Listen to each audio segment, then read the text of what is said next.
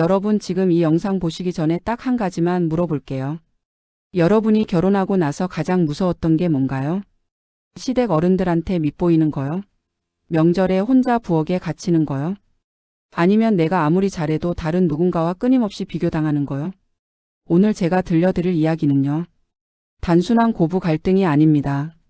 시어머니가 며느리들을 대놓고 점수판으로 줄 세웠던 실화입니다. 거실 벽에 두 개의 달력을 걸어놓고 한쪽엔 큰 며느리, 다른 쪽엔 둘째 며느리. 매달 전화를 몇 번 했는지 동그라미로 표시하면서 명절마다 친척들 앞에서 성적표를 공개 발표했던 시어머니. 근데 반전이 있습니다. 그 성적에서 매번 1등을 차지했던 큰 며느리의 비밀이 드러났을 때 이 이야기는 완전히 다른 방향으로 터져버립니다. 보다가 분노하실 수 있습니다. 중간에 잠깐 숨 좀 고르셔야 할 수도 있어요. 근데 끝까지 보시면 후련하게 사이다 한 캔 들이켠 기분이 드실 거예요. 본격적으로 시작하기 전에요. 이런 이야기 앞으로도 계속 들으실 분들 지금 바로 구독 버튼 눌러주세요. 그리고 좋아요 한 번만 눌러주시면 저한테 정말 큰 힘이 됩니다. 알림 설정까지 해주시면 새 영상 올라올 때마다 제일 먼저 보실 수 있어요. 자, 그럼 시작합니다. 결혼한 지 3년째 되던 해 가을이었습니다. 주인공 지수 씨 가명입니다. 그녀는 남편 민재 씨와 함께 시어머니 댁을 방문했습니다. 별다른 이유는 없었어요. 그냥 오랜만에 얼굴 보러 간 평범한 주말 나들이였죠. 시어머니 댁은 서울 외곽의 아파트였는데 현관문을 열고 들어서는 순간 뭔가 달라진 게 눈에 들어왔습니다. 거실 벽 딱 정면에 보이는 그 벽에 달력 두 개가 나란히 걸려 있었거든요. 원래 달력이 저기 있었나? 지수 씨는 처음엔 그냥 지나쳤습니다. 시댁에 새로 생긴 물건이야 한두 가지가 아니니까요. 그런데 신발을 벗고 거실로 들어서다가 달력 위에 적힌 글씨가 눈에 딱 들어왔습니다. 한 달력에는 마카펜으로 굵게 이렇게 써 있었습니다. 큰 며느리. 그리고 바로 옆 달력에는 둘째 며느리. 지수 씨는 순간 멈칫했습니다. 눈을 비볐죠. 내가 잘못 읽은 건가? 하고요. 근데 아니었어요. 분명히 그렇게 적혀 있었습니다. 그리고 달력을 자세히 들여다보니 날짜마다 동그라미가 그려져 있었습니다. 어떤 날은 크고 굵은 동그라미, 어떤 날은 작은 동그라미. 색깔도 달랐어요. 큰 며느리 달력은 파란 펜, 둘째 며느리 달력은 빨간 펜. 지수 씨가 둘째 며느리니까 자기 달력은 빨간 펜이었겠죠. 그녀는 시어머니한테 물었습니다. 아직은 가볍게 웃으면서요. 어머니 이 달력은 뭐예요? 무슨 표시예요? 동그라미가? 시어머니는 부엌에서 국을 젓다가 태연하게 고개를 돌렸습니다. 눈 하나 깜짝하지 않고. 전화한 날 표시해 놓은 거야. 네? 며느리들이 전화한 날. 그거 표시하는 거. 지수 씨는 그 순간 가슴이 쿵 내려앉는 느낌을 받았다고 했습니다. 뭔가 이상하다는 걸 직감했거든요. 근데 시어머니는 아무렇지도 않게 국자를 다시 들면서 말을 이어갔습니다. 큰 며느리는 이번 달에 8번 전화했네. 잠깐의 침묵이 흘렀습니다. 그리고 나서 너는 3번이네. 딱 그 한마디였습니다. 담담하게 숫자를 읽듯이. 마치 오늘 날씨를 말하듯이. 근데 그 한마디가 지수 씨한테는 얼마나 크게 꽂혔겠어요. 큰 며느리 8번. 나는 3번. 말은 안 했지만 그 뒤에 이런 말이 따라붙는 것 같았거든요. 넌 열심히 안 하는구나라고. 큰 며느리만 못하구나라고. 지수 씨는 그날 집에 돌아오는 내내 마음이 무거웠습니다. 남편 민재 씨한테 말했죠. 여보, 어머니가 달력에 우리 전화 횟수 표시하고 계셔. 남편은 잠깐 멈추더니 말했습니다. 그래? 뭐 어머니가 원래 꼼꼼하잖아. 꼼꼼한 게 아니잖아. 지수 씨는 속으로 그 말을 삼켰습니다. 그리고 그날 밤 잠을 잘 수가 없었습니다. 달력 속 숫자가 자꾸 눈에 밝혔거든요. 큰 며느리 8번, 나는 3번. 큰 며느리 8번, 나는 3번. 그게 뭐가 그렇게 대수라고 싶으면서도 자꾸 마음에 걸렸습니다. 이게 단순한 달력이 아니라는 걸 이미 몸이 먼저 알고 있었던 거죠. 문제는 그게 끝이 아니었다는 겁니다. 그로부터 2달 뒤 추석이었습니다. 시어머니 댁에는 친척들이 한데 모였어요. 시아버지, 형제들, 사촌들, 거기에 큰아들 내외까지. 명절이라 집이 북적북적했죠. 지수 씨는 아침 일찍부터 부엌에서 음식을 준비했습니다. 전 부치고 나물 무치고 국 끓이고. 큰 며느리 혜진 씨도 옆에서 같이 움직였어요. 두 사람이 딱히 사이가 나쁘진 않았습니다. 그냥 서로 조심하고 거리를 두는 뭔가 어색하지만 불편하진 않은 그런 관계요. 밥상을 다 차리고 나서 어른들이 둘러앉았습니다. 술잔이 오가고 이런저런 이야기가 오갔어요. 아이들 이야기, 부동산 이야기, 명절 음식 이야기. 그런데 갑자기 시어머니가 자리에서 일어났습니다. 그리고는 거실 벽으로 걸어가더니 달력 2개를 양쪽 손에 하나씩 들고 돌아왔습니다. 지수 씨는 그 순간 심장이 내려앉는 느낌이었다고 했어요. 설마 지금 그걸 꺼내는 건 아니겠지 하고요. 근데 진짜였습니다. 시어머니는 달력을 테이블 위에 펼치면서 말했습니다. 아무렇지도 않다는 듯 오히려 자랑스럽다는 듯이. 요즘 우리 며느리들 효도하는 거 좀 봐요. 친척들이 어리둥절한 표정으로 달력을 쳐다봤습니다. 큰며느리 혜진이는 이번 달에 12번 전화했어요. 박수가 터졌습니다. 진짜 박수요. 몇몇 어른들이 손뼉을 치면서 어이쿠 대단하다, 효부네 효부하는 말이 나왔어요.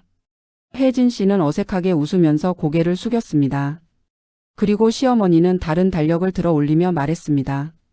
둘째 며느리 지수는 이번 달에 4번이네. 침묵이 흘렀습니다. 어색한 침묵. 누군가가 헛기침을 했고 누군가는 술잔을 들어 올렸습니다. 지수 씨는 그 자리에서 얼굴이 화끈거렸다고 했어요. 너무 창피해서 땅이 꺼지길 바랐다고요. 마치 초등학교 때 시험 점수를 반 전체 앞에서 읽히는 기분이었다고. 더 끔찍한 건 그게 이번 한 번이 아니었다는 겁니다. 나중에 알고 보니 시어머니는 명절마다 이걸 해왔던 거예요. 설에도 추석에도 심지어 어버이날 가족 모임에도. 달력을 꺼내서 점수를 발표하고 순위를 매기는 걸 반복해온 거죠. 큰며느리 혜진 씨는 언제나 1등이었습니다.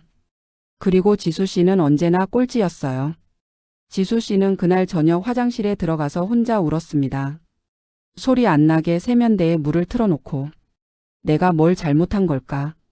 전화를 더 해야 했나? 왜 나는 그걸 생각 못했을까? 근데 여기서 잠깐 생각해봐야 하는 게 있어요.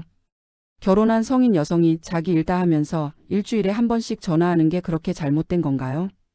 전화 횟수로 며느리의 효도 점수를 매기는 게 정상적인 건가요? 그리고 그걸 친척들 앞에서 공개 발표하는 게 과연 가족이 하는 행동인가요? 지수 씨는 그날 이후로 달라졌습니다. 더 자주 전화하기 시작했어요. 일주일에 1번이 2번이 됐고 2번이 3번이 됐습니다. 시어머니는 달력에 동그라미를 더 자주 그렸겠죠. 근데 이상하게도 전화를 더 해도 마음은 가벼워지지 않았습니다. 오히려 전화할 때마다 이런 생각이 들었어요. 지금 이 전화 달력에 동그라미 하나 추가하는 거겠지. 전화가 사랑이 아니라 의무가 된 순간이었습니다. 그리고 그 의무감은 지수 씨와 시어머니 사이를 조금씩 아주 조금씩 갉아먹기 시작했습니다. 반전은 예상치 못한 순간에 찾아왔습니다. 그해 겨울 지수 씨 친정 엄마의 지인 중 한 명이 혜진 씨, 즉 큰며느리랑 같은 아파트 단지에 살고 있었어요. 그 지인이 우연히 혜진 씨랑 엘리베이터에서 마주쳤다가 이런저런 이야기를 하게 됐는데 혜진 씨가 그 자리에서 뭔가를 털어놓았습니다. 사실 저도 매일 직접 전화하는 게 너무 힘들어서 자동통화 앱 써요. 그 말이 지수 씨 귀에 들어오기까지 며칠이 걸렸습니다. 친정 엄마한테 전해지고 친정 엄마가 조심스럽게 딸한테 전한 거죠. 지수야, 혜진이는 자동통화 앱을 쓴다더라. 네? 자동통화 앱이요? 지수 씨는 처음엔 무슨 말인지 몰랐습니다. 자동통화 앱이 뭔지도 몰랐고요. 알아봤더니 이런 겁니다. 스마트폰에 특정 앱을 설치해 놓으면 지정된 번호에 자동으로 전화를 걸어줍니다. 통화 연결이 되면 짧은 시간, 대략 10초에서 30초 정도 연결 상태를 유지하다가 자동으로 끊기는 거예요. 원래는 영업직 종사자들이 고객 관리용으로 쓰거나 바쁜 직장인들이 부재중 리마인드용으로 쓰는 앱인데 혜진 씨는 그걸 시어머니한테 거는데 쓰고 있었던 거죠. 매일 아침 정해진 시간에 자동으로 전화가 걸리고 시어머니가 받으면 짧게 연결됐다가 끊기고 시어머니는 오늘도 큰며느리한테서 전화가 왔구나 하고 달력에 동그라미를 그리는 거고 지수 씨는 이 사실을 알았을 때 잠시 아무 말도 못했습니다. 웃어야 할지 울어야 할지 화가 나야 할지. 솔직히 처음엔 황당해서 실소가 나왔어요. 그리고 나서 분노가 밀려왔습니다. 분노의 대상이 형님이 아니었어요. 시어머니였습니다. 생각해 보세요. 매달 달력에 전화 횟수를 표시하면서 친척들 앞에서 큰 며느리는 12번 전화했다고 자랑하고 지수 씨를 꼴찌로 만들었던 그 기록이 실제로는 아무도 통화를 안 한 자동 연결 기록이었다는 거잖아요. 큰 며느리는 진짜로 전화한 게 아니었습니다. 기계가 전화를 건 거였어요. 근데 시어머니는 그걸 효도라고 받아들이고 있었고 그 가짜 효도를 근거로 지수 씨를 공개적으로 망신 준 거예요. 지수 씨는 그날 밤 남편 민재 씨한테 이 사실을 이야기했습니다. 민재 씨는 처음엔 믿지 않으려 했어요. 형수가 그럴 사람이 아닌데. 여보, 내가 지어낸 말이 아니야. 형님이 직접 한 말이래. 그래도 설마. 설마가 아니야. 확인해봐. 민재 씨는 잠시 침묵했습니다. 그리고 천천히 말했어요. 알았어. 내가 확인해 볼게. 며칠 뒤 민재 씨가 형한테 조심스럽게 물어봤더니 형도 어느 정도 알고 있었다고 했습니다. 형님이 너무 힘들어서 어쩔 수 없이 쓰게 됐다고. 시어머니가 전화를 너무 자주 요구하니까 직장 다니면서 하루에 한 번씩 꼭 전화하는 게 버거웠다고. 그 말을 들은 민재 씨는 아무 말도 못했다고 합니다. 지수 씨는 이 사실을 알고 나서 오히려 형님이 가여워졌습니다. 그 사람도 피해자였던 거니까요. 달력 경쟁의 피해자. 진짜 문제는 그 달력을 만들고 운용하는 사람이었습니다. 지수 씨는 며칠을 고민했습니다. 말을 해야 하나 말지 말아야 하나. 시어머니한테 직접 말했다가 관계만 더 나빠지면 어쩌지. 남편이 중간에서 더 힘들어지면 어쩌지. 어차피 내가 말해봤자 바뀌는 게 없으면 어쩌지. 근데 한편으로는 이런 생각도 들었습니다. 이대로 참으면 나는 계속 이렇게 살아야 해. 달력에 점수 매겨지면서 명절마다 꼴찌 성적표 받으면서. 결국 지수 씨는 결심했습니다. 그로부터 일주일 뒤 시어머니 댁에 혼자 방문했습니다. 남편 없이 단둘이. 시어머니는 지수 씨가 혼자 온 게 이상했는지 물었습니다. 민재는? 오늘은 저 혼자 왔어요, 어머니. 왜? 무슨 일 있어? 지수 씨는 자리에 앉았습니다. 차를 한 잔 마시고 깊게 숨을 들이쉬었어요. 그리고 벽에 걸린 달력을 한번 쳐다봤습니다. 이번 달 큰며느리 달력은 동그라미가 벌써 10개가 넘었고 자기 달력은 5개였습니다. 그 동그라미들이 마치 눈처럼 자기를 쳐다보는 것 같았다고 했어요. 어머니, 드릴 말씀이 있어요. 시어머니는 차를 따르면서 대답했습니다. 말해봐. 지수 씨는 천천히 시작했습니다. 최대한 감정 없이 담담하게. 형님이 자동 전화 앱을 쓴다는 거 아세요? 시어머니의 손이 잠깐 멈췄습니다. 무슨 앱? 자동으로 전화를 걸어주는 앱이요. 어머니한테 매일 전화가 오죠. 근데 그게 형님이 직접 거는 게 아니에요. 앱이 자동으로 연결해 주는 거예요. 아무도 통화를 안 하고 그냥 연결만 됐다가 끊기는 거예요. 침묵이 흘렀습니다. 꽤 긴 침묵이었어요. 시어머니는 찻잔을 내려놓고 지수 씨를 바라봤습니다. 그게 무슨 말이야? 사실이에요, 어머니. 제가 확인했어요. 또 침묵. 그리고 시어머니는 이렇게 말했습니다. 그래도 혜진이는 신경 쓴다는 거잖아. 앱이든 뭐든 매일 연락이 오는 건 사실이고. 지수 씨는 그 말을 듣고 잠깐 눈을 감았습니다. 아, 이분은 지금 그 말이 나오는구나. 그리고 속에서 뭔가가 치밀어 올랐습니다. 오래 눌러뒀던 것들이 한꺼번에 터지려는 느낌. 지수 씨는 목소리를 가다듬고 말했습니다. 어머니. 응. 어머니는 며느리들을 사랑하신 게 아니에요. 시어머니의 눈이 커졌습니다. 며느리들을 경쟁시키고 싶으셨던 거예요. 정적이 흘렀습니다. 시계 초침 소리만 들렸어요. 지수 씨는 멈추지 않았습니다. 달력 2개를 거실에 걸어놓고 이름 써놓고 동그라미 그리고 명절마다 친척들 앞에서 성적 발표하시는 게 그게 며느리를 사랑하는 방식인가요? 아니면 며느리를 관리하는 방식인가요? 시어머니는 아무 말도 못했습니다. 저는 어머니한테 전화를 드릴 때마다 달력이 생각났어요. 이번 전화가 몇 번째 동그라미가 될까? 사람한테 전화를 하는 게 아니라 숫자를 채우는 기분이 들었어요. 그게 어떤 기분인지 아세요? 시어머니의 눈에 뭔가가 차오르는 게 보였습니다. 하지만 지수 씨는 이미 3년치 감정을 쏟아내고 있었습니다. 멈출 수가 없었어요. 그날의 대화는 2시간이 넘게 이어졌습니다. 시어머니는 처음엔 방어적이었어요. 내가 뭘 잘못했다고. 며느리들이 얼마나 연락하는지 알고 싶었던 거지 무슨 잘못이야. 어머니 알고 싶으셨으면 그냥 전화 오면 반갑게 받으시면 되는 거예요. 달력에 기록을 남겨서 비교하고 발표할 필요가 없잖아요. 남들한테 자랑하고 싶었던 거야. 우리 며느리들이 이렇게 잘한다고. 자랑이 아니에요, 어머니. 그건 망신이에요. 친척들 앞에서 큰 며느리는 12번, 저는 4번이라고 발표하시는 게 저한테는 공개 처형이었어요. 시어머니는 그 말에 움찔했습니다. 처형이라니.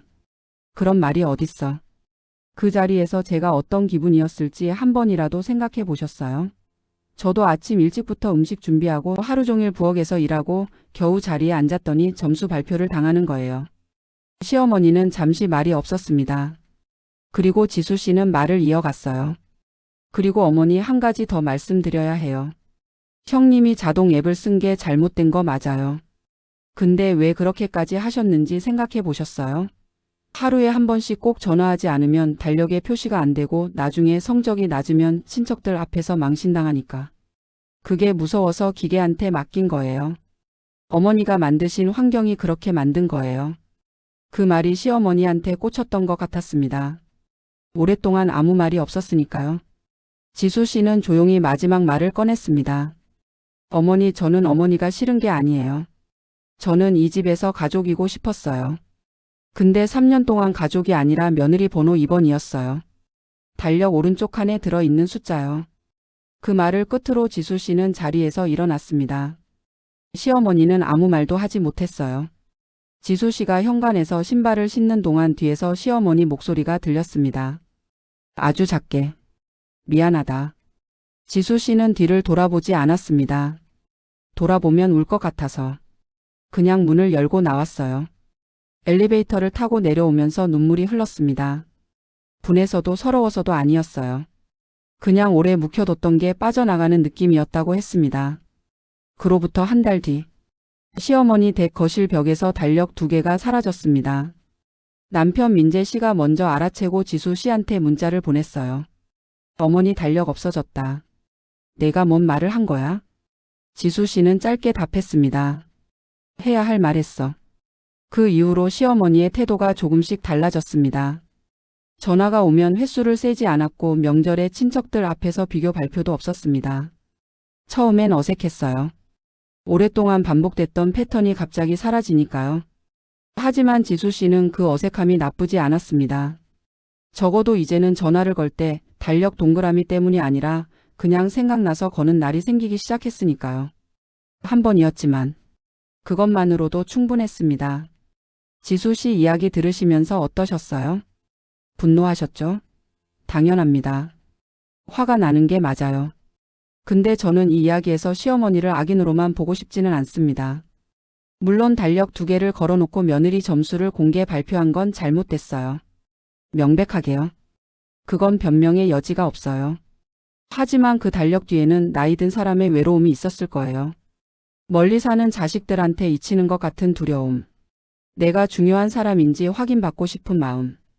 근데 그 마음을 표현하는 방식이 완전히 틀렸던 거죠. 사랑받고 싶으면 먼저 사랑하면 됩니다.